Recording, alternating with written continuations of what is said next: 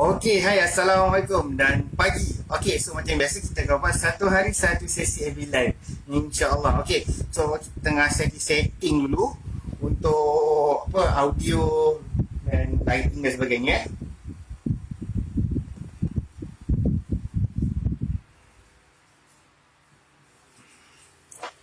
Settle.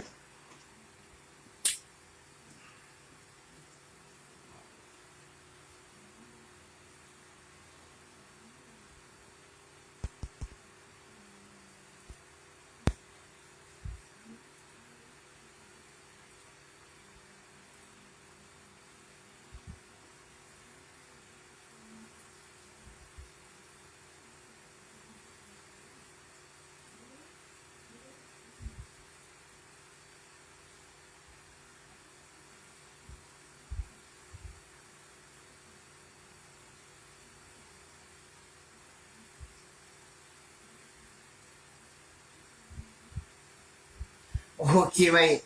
Just take it 5. Hopefully audio clear. Okay.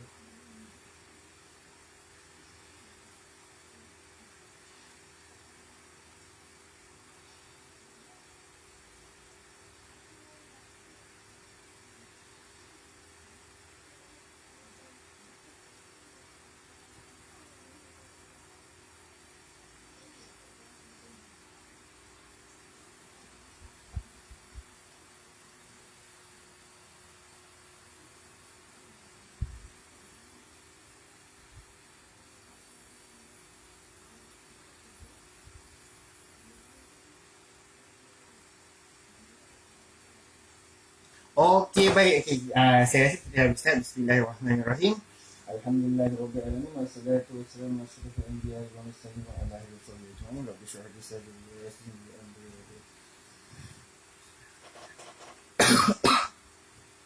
Okey.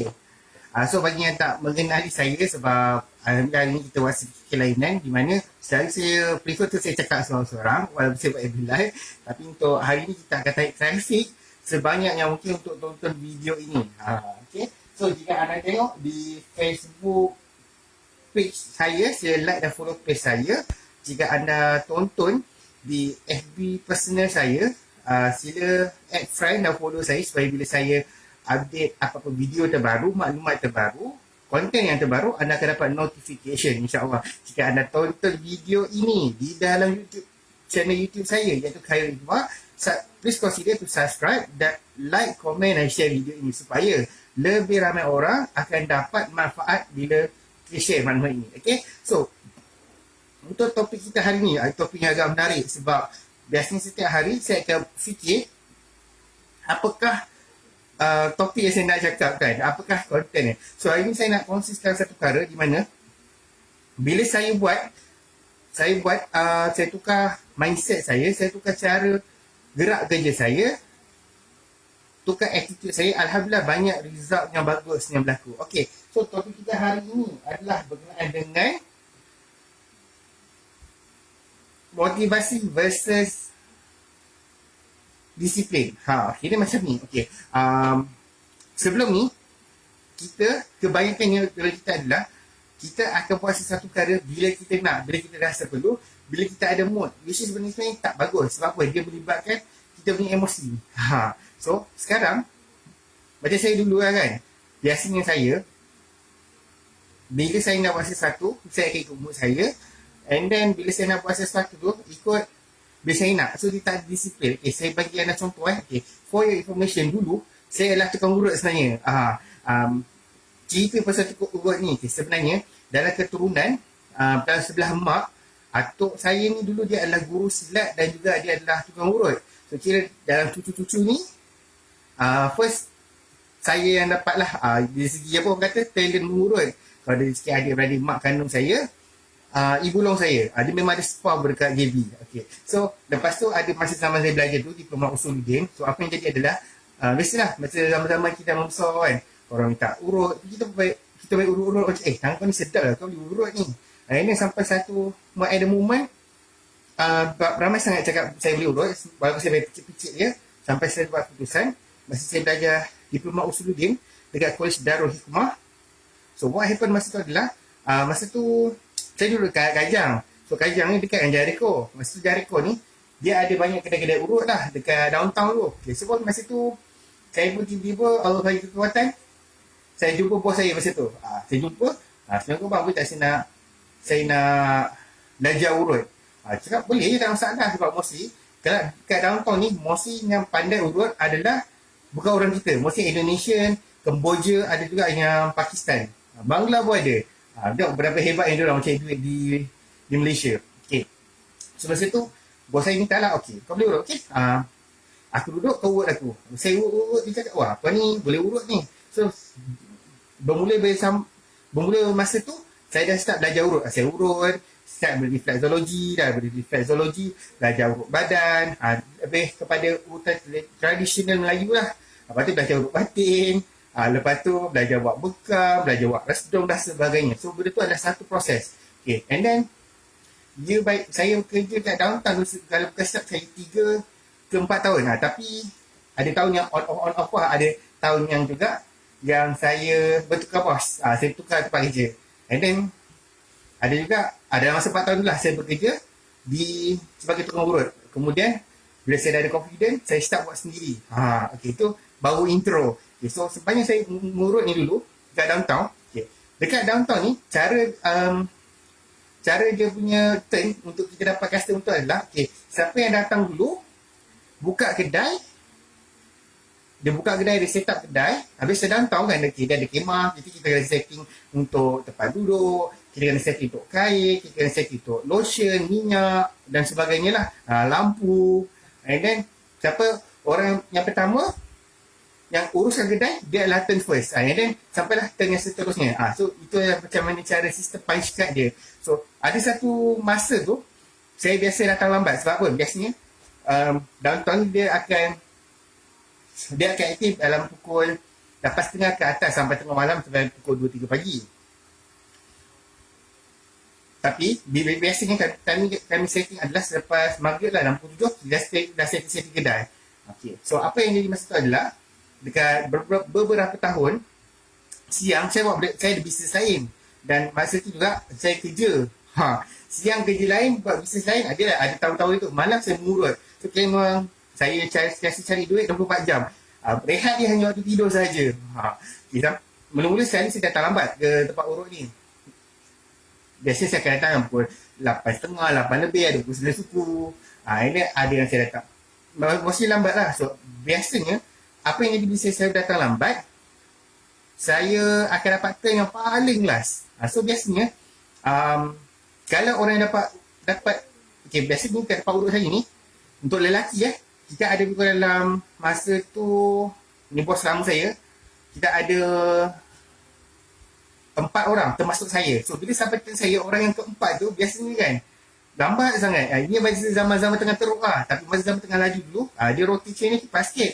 Untuk dapat turn saya tu sehari, pendapatan yang saya tukang urut dekat downtown Jericho, masa zaman tu awal lah, saya rasa ni dekat 8 tahun lepas kot, maybe. Sehari busuk-busuk lah, boleh dapat lah 50-80 satu malam. Tu busuk. Kalau ada 100, ada 150, 100 lebih, depends pada skill kita, depends pada foundation customer yang suka berurut dengan kita. Itu kalau saya downtown Jericho lah dulu, tempat saya kerja. So di zaman dulu lah, sampai ada satu zaman kerja sebagai urut ni dia makin susah. Kadang-kadang satu malam nak dapat 50 pun susah. Tambah lagi saya datang lambat. Sebab apa? Siang saya kerja, saya dah penat. So betul tu adalah benda yang jadilah. So sekarang bila saya datang lambat, so income saya tak best lah. Dah lah masa tu tengah slow, datang pula lambat. So apa yang jadi, saya rasa sampai satu hari tu, saya rasa macam tak boleh pula, aku start ubah aktiviti aku start ubah cara aku bekerja. Okay, zaman tu saya dekat-dekat nak kahwin.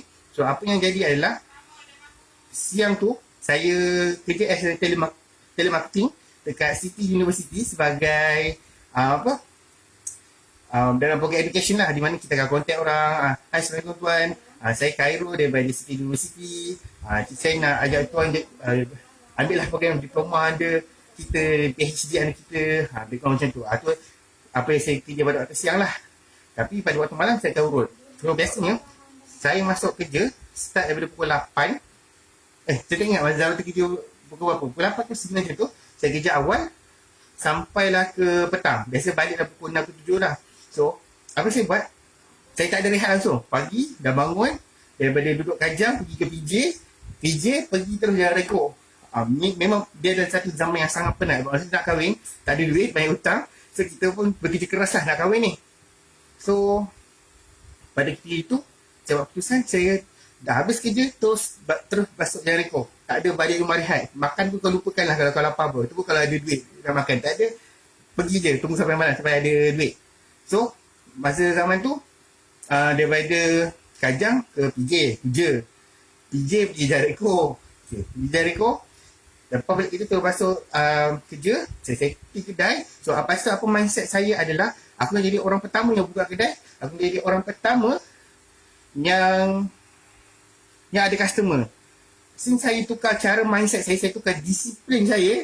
Bukan lagi pakai motivasi. Bila aku ambil nantilah dulu, aku penat ni. Nampak tak? Saya start disiplin untuk datang kerja, untuk urut tu, jadi orang yang pertama. Safety kedai dulu, aku dah dapat customer dulu. Alhamdulillah, daripada tu, walaupun zaman yang slow, tiap malam customer tak ramai, saya boleh dapat average commission saya, gaji saya sehari adalah 100 minimum. Dengan ubah attitude, dengan ubah gerak kerja, dengan ubah cara saya buat kerja. Nampak tak? So kat sini, apa yang saya nak kaitkan dengan kes saya adalah, bila kita ubah cara kita buat kerja, dari segi disiplin kita, result dia berbeza. Kita macam kes saya tadi kan, asalnya kerja dah lama, tapi kan macam tu je. Tapi bila kita start ubah satu perkara, kita disiplinkan satu perkara, Alhamdulillah, dia akan ada something change. Dari segi financial, dari segi emosi dan sebagainya. Cuma pada zaman tu saya penat lah. Siang dah pergi telemarketing, kau dah kerah suara kau, energi kau, kena maki. Kau dah kena maki dengan manager kau. Itu siang waktu malam, kau perah kudrat kau tu urut. So memang dah penat tapi berbalik. Siang ada gaji, malam pun ada gaji.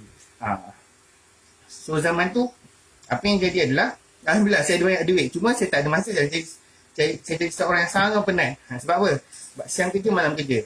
Okay. So masa tu, itu kisah pertama lah dari segi saya. Masa saya kerja, malam sebagai tukang urut, siang sebagai telemarketing. So kemudian, apa yang berubah lagi adalah, bila saya start disiplinkan emosi saya untuk, contoh macam kadang-kadang bila kebanyakan masalah kita ni adalah kita buat sesuatu perkara.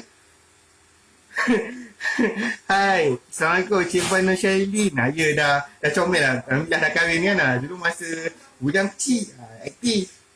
Okay, so kembali pada topik kita. Okay, so the moment kita start ubah kita punya mindset, cara kita buat kerja, Alhamdulillah banyak benda akan berubah. Sebab tu sekarang, apa yang kita perlukan bukannya motivasi, kita perlukan disiplin sebenarnya. Macam dulu, saya dulu rajin masa seminar-seminar. Contoh, macam seminar hidup luar biasa by Rishwork, IMKK Intensif Magnet Kekayaan dan Kegayaan. Daripada Rishwork, saya masuk IMKK 4 kali. Saya tak salah IMKK, saya salah diri saya. Sebab apa? Masa tu, mindset saya, aku bisnes tak okey, sales tak okey, semua tak okey. So mungkin aku bukan motivasi. Aku nak masuk program-program motivasi. Aku nak baca buku motivasi. Aku tengok video motivasi setiap pagi. So bila saya buat benda tu, motivasi ni sifat dia naik cepat, dia turun cepat. Nampak tak? Sebab dia pakai emosi. Kita tak boleh kontrol emosi kita selalu. Tapi bila kita start mendisiplinkan emosi kita, mendisiplinkan tindakan kita, mendisiplinkan cara kita bercakap, Alhamdulillah something akan berubah. Contoh macam saya kalau saya marah, saya akan mula mencarut tu biasalah. Tapi bila kita start cuba disiplin emosi kita, kita akan belajar untuk kawal kemarahan kita. Kita akan belajar apa yang kita nak cakap tu. So itu antara training saya lah. Antara apa yang saya ubah, antaranya waktu tidur saya. Selalu saya biasalah kerja malam dah downtown, pukul balik 2-3 pagi. Siang tu kalau tak waktu kerja, bangun lambat lah kan. Tapi bila saya ubah saya punya disiplin, Sabtu Ahad ke, saya kena kerja. Buat je lah apa-apa, janji dapat duit. Sebab tu zaman nak kahwin dulu. So sekarang apa kita kena buat adalah, kita kena pilih satu benda yang kita tahu benda tu adalah kita punya bad habit. Kita kena tukar dia. Contoh macam saya, macam saya cakap, macam saya dulu, waktu bangun, dulu suka hati saya nak bangun pukul berapa. Yang cerita pasal subuh lah. So, itu antara benda dia lah, kita kena ubah. Itu kisah saya. Apa lagi saya dulu yang saya kena ubah. Antaranya adalah macam, banyak benda lah. The point adalah kita kena berubah. Berubah daripada satu benda tu menjadi lebih baik. Jadi ada satu ayat yang saya belajar dulu. Betulkan yang biasa, biasakan yang betul. Sebab sama ni banyak benda yang kita buat, dia tak betul tapi benda tu jadi kebiasaan. Tapi bila kita biasa benda yang betul, benda tu akan jadi betul lah. So contoh, banyak benda sebenarnya. Apa yang kita kena buat, kita kena pilih satu attitude untuk kita disiplin dengan diri kita. Contoh, paling dekat lah. As a Muslim, kita kena solat 5 hari sehari semalam. So apa yang kita patut buat adalah dengar je azan, terus pergi solat. Kita disiplin kan. Bagi lelaki, yang terbaik berjemaah. Benda ni dulu, saya cerita pasal diri saya lah kan. Pasal apa? Siapa je yang saya nak cerita? Okay, contoh, zaman dulu, masa saya buat face-to-face marketing, macam kerja Bangla Pakistan tu, kita ambil barang, kita tegur kereta ke kereta, kedai ke kedai, pergi kedai makan, tu, hai bang, Assalamualaikum bang, saya jual benda ni. So, masa zaman, dari satu zaman tu, saya berguru dengan seorang top stockist untuk di Zandra. Dia ada ijazahkan saya satu amalan di mana kalau kau nak sale bagus, kau nak sehari tu banyak benda kau jual, kau dengar je azan, kau terus pergi semayang. Macam sebelum ni apa kami di FL, kalau masa zaman semayang lah. Okay. Biasa kita akan pilih waktu solat tu, biasa macam Zuhur, Asar, Maghrib, Isya'an, paling hujung. Sebab apa? Kita nak kita sale lah. Tapi apa yang stokis saya ni ajar adalah, kau dengar azan, kau pergi semayang tu, pergi berjemaah. So kalau kita buat face to face ni, especially pada waktu siang, biasanya time Zuhur ada waktu lunch. Kalau waktu lunch, kita kedai makan, biasanya ada ramai orang. So maksudlah kita nak buat betul-betul kan. Tapi kalau ikut training daripada top stokis ni di Zandra, namanya Tuan Rizal, saya sangat bersyukur dapat berguru dengan beliau. Dia sangat banyak ilmu dan face to face. Okay, so kita sama balik pasal saya tadi tu. So kita dah biasa sebelum ni amalan, semayang ni waktu hujung lah. Buat sale dulu. Tapi bila start saya tukar, kalau macam waktu siang macam kita balik pada waktu lunch, biasa pukul 1 ke 2, itulah time orang tengah lunch kan. So tu waktu PO, lepas tu kita tengah buat kerja kan. Kita pergi kedai makan, kita pergi kat kereta, kita pitching orang depan bank. Tapi bila kita utamakan solat, kita hilang lah waktu yang peak tu. Tapi the moment saya belajar tukar, tapi kalau masa saya training dengan saya punya stokis ni, dia ajar saya untuk waktu malam. Sebelum ni saya train untuk waktu siang. Start pada pagi ke tengah hari sampai ke petang. So masa tu gitu kalau waktu tengah hari lah, waktu kerja. Kalau malam, dia adalah waktu ketika maghrib ke isyak. Maghrib ke isyak, lepas tu isyak sampai pukul 9 biasanya. Itu adalah waktu peak untuk trafik yang cantik, trafik yang berduit. So masa tu, apa yang saya buat adalah, saya dengar kata stokis saya dengar je azan maghrib, saya terus berhenti buat sale, saya pergi semayang dulu. Ambil wuduk, semayang lah, semayang maghrib. Lepas tu bila saya keluar, demi sale lain macam. Selalunya kita cari orang, ini orang bagi, jual di Zandra. Okay, zaman tu saya jual di Zandra. Di Zandra kan satu botol yang body perfume tu, di Zandra yang kereta tu kan, 110. Selalunya saya pergi cari orang untuk dapatkan sale. Itu pun dapat betul. Ya Allah, susahnya. Tapi bila saya start solat, utamakan solat, dengar je azan, terus pergi semayang, berjemaah lah tu. Lepas tu bila saya pergi buat sale kan, lagi mudah. Trust me, ini khas untuk orang yang buat face to face marketing. Selalunya kita cari orang ni tak, orang cari kita. Dek, dua di Zandra Mesej apa nak beli 3 botol, 5 botol. Wah, betapa senangnya ketika mana kita utamakan solat, kita disiplinkan diri untuk solat. Itu kalau waktu maghrib lah. Kalau waktu isyak, dengar je azan tu semayang. Percayalah, masa tu kan bukan kita cari orang cari kita. Dek, dua di Zandra dek. Nampak? Sebab benda ni real, pernah jadi kat saya. Sebab apa? Saya start disiplinkan diri untuk solat awal. Itu untuk dari solat lah. Nampak tak? So sekarang, macam mana nak disiplinkan diri? Ini adalah satu soalan yang sangat-sangat susah lah untuk saya jawab. Tapi biasanya dari pengalaman saya hidup, boleh saya share sesuatu. Macam mana nak disiplinkan diri, bukan ikut motivasi diri. Sebab apa? Kalau motivasi, seperti saya cakap, ikut semangat, ada masa emosi kita naik, kita buat. Ada masa emosi kita tengah turun, kita tak buat, kita buat main-main. So benda tu tak sihat. Okay? Untuk kita berjaya dalam apa yang kita nak berjaya, kita kita kena disiplin. Tak kisahlah kau buat apa pun sekali dalam hidup kau. Kau nak kaya ke, kau nak jadi suami yang baik ke, isteri yang terbaik ke, kau nak berjaya dalam pelajaran ke, the point is adalah disiplin. Tanpa disiplin, nothing. Tak ada apa jadi. Okay? Sebab attitude is everything. Attitude is everything lah bagi saya. Sebab dia macam ni tau. Benda ni saya belajar daripada Azizan Osman. How you do anything is how you do everything. Betul lah. Macam kau buat sesuatu perkara, macam tu kau buat semua perkara. Kalau kau satu perkara, kau dah start disiplin, dan bila kau start bangun tidur, kau dah start belajar untuk betulkan tempat tidur kau, bersihkan tempat tidur kau, lipat selimut betul-betul. Nampak? Disiplin yang kecil ni, dia akan lead kepada banyak kejayaan yang kecil dan juga kejayaan yang besar. Nampak tak? Dia adalah disiplin. Kalau kau buat satu perkara macam ni, tak ada disiplin, macam mana benda lain? Sebab apa? Jadi kembali balik, how you do anything is how you do everything. Kalau macam ni cara kau uruskan hidup kau, macam tu lah kau uruskan bisnes kau. Macam tu lah kau uruskan staff kau. Nampak tak? Kalau kita tak boleh disiplinkan diri kita untuk menepati masa, macam mana staff kita nak menepati masa? Nampak tak? So the point is, kita kena belajar lead diri kita sendiri. Untuk disiplin ni, dia kena push. Dia bukan satu keadaan yang comfort. Contoh, saya nak disiplin diri saya untuk dari segi makan. Macam sekarang saya, since saya kena COVID, saya dah makan, cara makan saya dah tak disiplin lah. Bila tu disiplin saya, bila start saya nak kurus ni lah, saya akan makan nasi sekali je. Kalau satu bungkus lah. Macam tu. Tapi sekarang saya dah tambah, kadang 2 ke 3 kali. So dah tak disiplin makan. Nampak tak? So, kalau kita dah tahu apa yang kita nak, kita kena setkan apa disiplin yang kita nak kena buat. Okay. Nampak tak? Disiplin. Betapa pentingnya disiplin. Tanpa disiplin kan, kita tak akan pergi mana-mana. Tanpa disiplin, benda tu takkan kekal. Nampak? Dia pentingnya disiplin. Itulah ayat dia. Disiplin. Okay.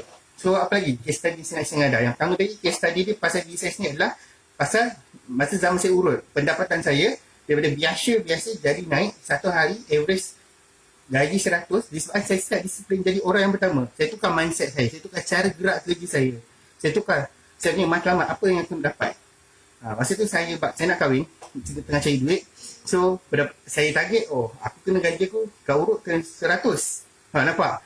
Bila matlamat kita jelas, kita tahu disiplin apa yang kita kena tetapkan.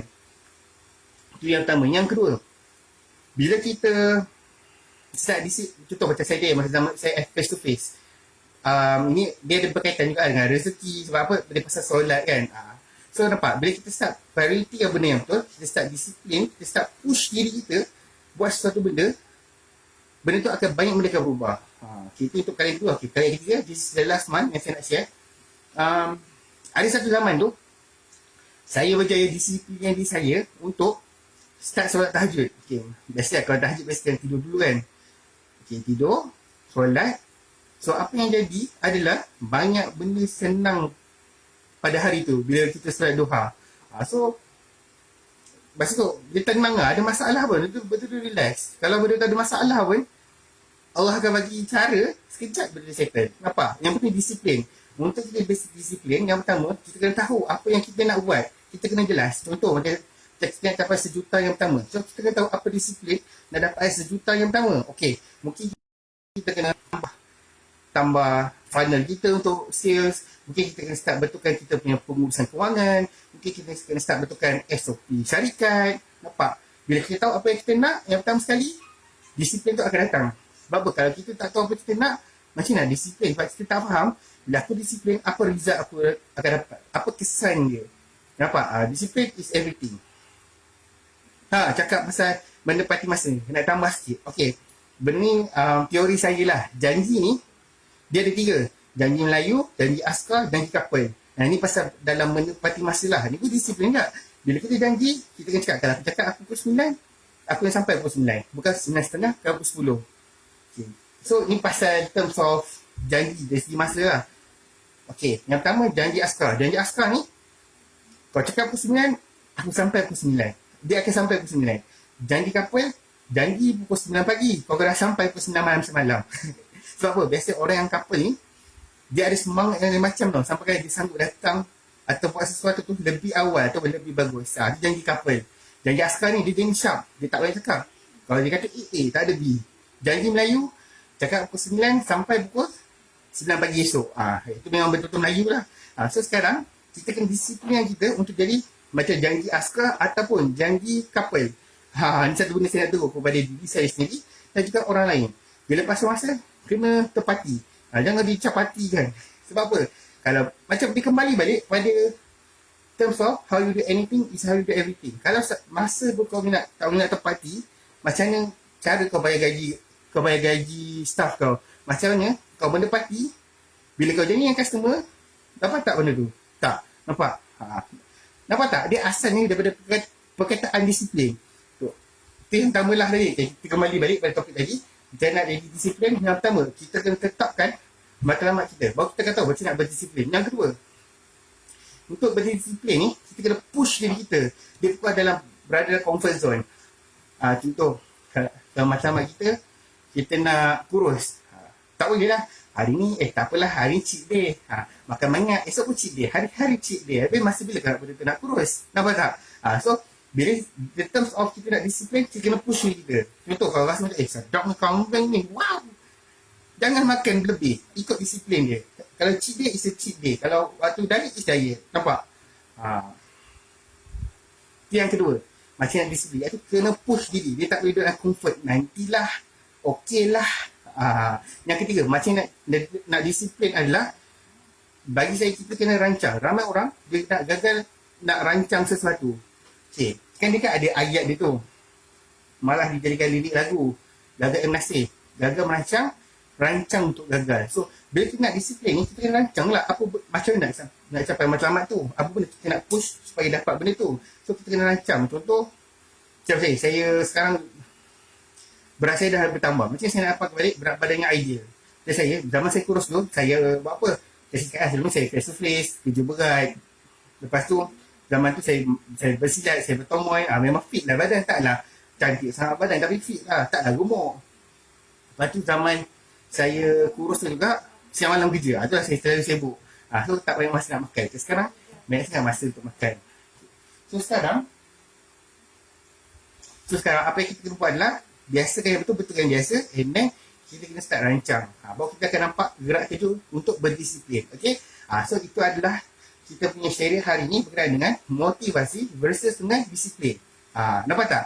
Nampak macam benda kecil pasal disiplin ni, tapi bila kita start disiplin, banyak benda akan berubah. Macam saya pun sekarang, contoh, saya sedang disiplin untuk sehari buat satu video. Tak kisah, walaupun seminit janji kau buat.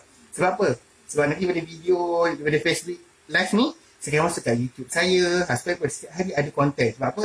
Salah satu matlamat saya adalah, doakan saya nak capai subscriber YouTube saya 10,000 orang dalam masa tahun ni, 2021, insyaAllah. Hopefully jadilah. Bukan senang nak dapat 1,000 rasa nak meninggal. Ini kan 10,000 subscriber dalam masa setahun. It's not easy. Tapi it's not impossible. Tapi kalau kau nak dapat subscriber yang banyak, kena buat cara yang betul lah. Contoh, kalau kau nak sale kau 1 juta, perangai pun, attitude tu, cara berfikir, cara kita bercakap macam nak 1 juta. Bukan macam nak buat RM1. Nampak? So kita kena clear dengan apa yang kita nak. The moment kita clear, lebih mudah untuk kita dapat satu benda tu, lebih mudah untuk kita rancang, lebih mudah untuk kita berdisiplin. Okay, so apa lagi saya rasa itu sharing saya untuk hari ini. Semoga bermanfaat. Semoga kita semakin berdisiplin dalam banyak perkara, dengan dalam personal life kita, dalam bisnes kita. Okay, that's it, itu saya proses saya hari ini.